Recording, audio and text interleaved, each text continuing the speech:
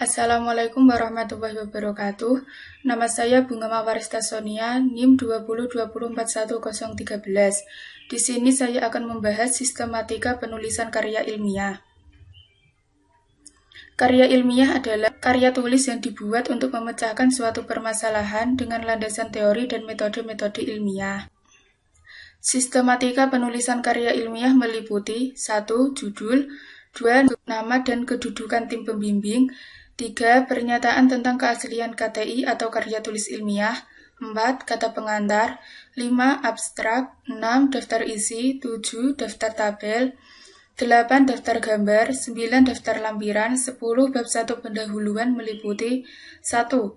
Latar belakang masalah, 2. Rumusan masalah, 3. Tujuan peneliti atau studi, 4. Asumsi, 5. Hipotesis, 6. Metode penelitian, 7. Lokasi dan sampel penelitian, 11. Bab 2 kajian pustaka atau kerangka teoritis, 12. Bab 3 metode penelitian, 13. Bab 4 pembahasan hasil penelitian, 14. Bab 5 kesimpulan dan implikasi atau rekomendasi, 15. Daftar pustaka, 16. Lampiran-lampiran, 17. Riwayat hidup penulis. 1. Judul biasanya disertai pertanyaan mengenai maksud penulisan KTI atau karya tulis ilmiah. 2. Nama dan kedudukan tim pembimbing. Kedudukan tim pembimbing ditempatkan dalam halaman khusus. 3. Pernyataan tentang keaslian KTI atau karya tulis ilmiah. Pernyataan tentang keaslian menegaskan bahwa karya tulis adalah benar-benar karya siswa atau mahasiswa yang bersangkutan dan bukan jiplakan. 4. Kata pengantar. Kata pengantar berisi uraian yang mengatur para pembaca kepada permasalahan yang diteliti. 5. Abstrak. Abstrak merupakan uraian singkat tetapi lengkap yang dimulai dengan judul, permasalahan, pendekatan terhadap masalah, landasan teoritik yang digunakan, hasil temuan dan rekomendasi. 6. Daftar isi. Daftar isi merupakan penyajian sistematika isi secara lebih rinci. 7. Daftar tabel. Daftar tabel sama dengan daftar isi, yakni menyajikan tabel secara berurutan mulai dari tabel pertama sampai dengan tabel yang terakhir. 8. Daftar gambar. Daftar gambar berfungsi untuk menyajikan gambar secara berurutan dengan masing-masing disebutkan nomor urut gambar dengan menggunakan 2 angka seperti pada daftar tabel. 9. Daftar lampiran. Daftar lampiran mempunyai fungsi yang sama dengan daftar-daftar yang lain, yakni menyajikan lampiran secara berurutan. 10. Bab 1 pendahuluan. Pendahuluan ini berisi A. Latar belakang masalah.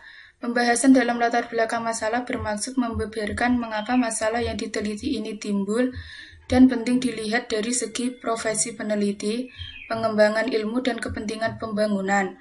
B. Rumusan masalah. Rumusan masalah biasanya merupakan pekerjaan yang sukar bagi setiap peneliti.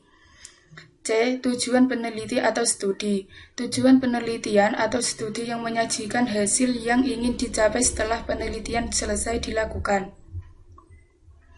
D. Asumsi. Asumsi adalah merupakan titik pangkal penelitian dalam rangka penulisan. E. Hipotesis. Hipotesis merupakan jawaban sementara terhadap masalah atau submasalah yang diajukan oleh peneliti, yang dijabarkan dari landasan teori atau tinjauan pustaka dan masih harus diuji kebenarannya. F. Metode penelitian. Metode penelitian adalah yang disajikan dalam bab pendahuluan bersifat garis besar, sedangkan rinciannya dikemukakan pada bab 3. G. Lokasi dan sampel penelitian. Di samping menyebutkan lokasi dan sampel penelitian, pada bagian ini juga harus disebutkan alasan mengapa penelitian itu dilakukan di tempat itu dan dengan subjek penelitian. 11. Bab 2 kajian pustaka atau kerangka teoritis. Kajian pustaka sangat penting dalam suatu karya ilmiah, karena melalui kajian pustaka ditunjukkan kedudukan suatu penelitian di tengah perkembangan ilmu dalam bidang yang diteliti. 12. Bab 3 metode penelitian. Bab ini merupakan penjabaran lebih rinci tentang metode penelitian yang secara garis besar telah disinggung pada bab 1. 13. Bab 4 pembahasan hasil-hasil penelitian. Dalam bab 4 dilaporkan hasil-hasil penelitian, penyajian mengikuti butir-butir tujuan, pernyataan atau hipotesis penelitian. 14. Bab 5 kesimpulan dan implikasi atau rekomendasi. Dalam bab 5 disajikan penafsiran atau pemaknaan penelitian secara terpadu terhadap semua hasil penelitian yang telah diperolehnya. 15. Daftar pustaka.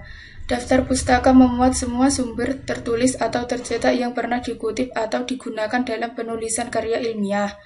16. Lampiran-lampiran. Lampiran-lampiran berisi semua dokumen yang digunakan dalam penelitian dan penulisan hasil-hasilnya menjadi satu karya tulis ilmiah. 17.